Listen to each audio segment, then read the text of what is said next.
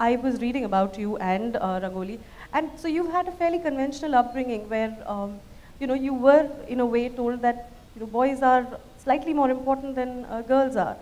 So how did you break out of that? The thing is that from my side, I don't know about Rangoli, but from my side, there was no acceptance to this fact that I am any less than anyone around me. So there was a certain discomfort that I felt growing up, that I'm not seen as I would want to be seen as. I'm seen as Rangoli. My parents have had a child before Rangoli who didn't make it. He was a boy and he died, I think, within 10 days of his birth. He was called Hero.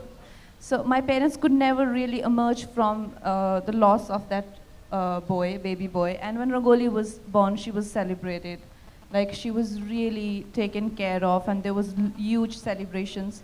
But when I was born, my parents, my mother especially, I think couldn't come to terms with the fact that there's another baby girl.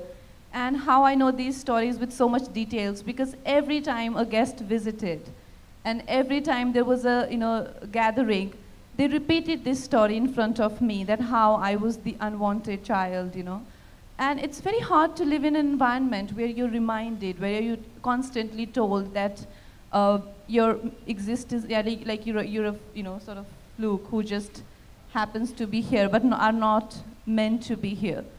I could never come to terms with that sort of environment, and I think that really explains why I just broke free in such an extreme way. And you have also, spoken about the mental subjugation that at some point we are subjected to.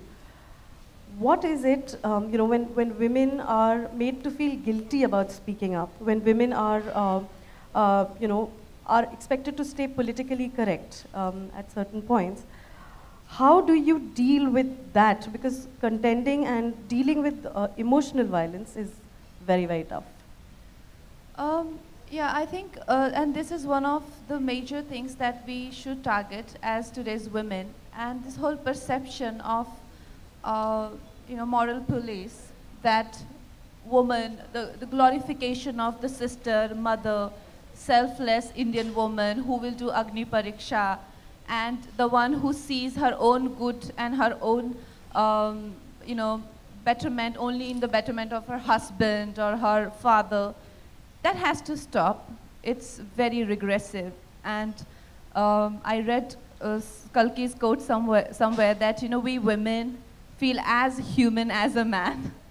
We are no different. And, we have the same flesh and blood. Our challenges are just the same.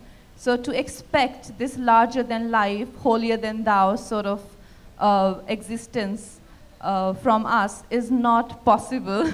We want to live for ourselves, and we as much want to make our own mistakes as a man does. We should not be, no one should have these larger than life expectations from us.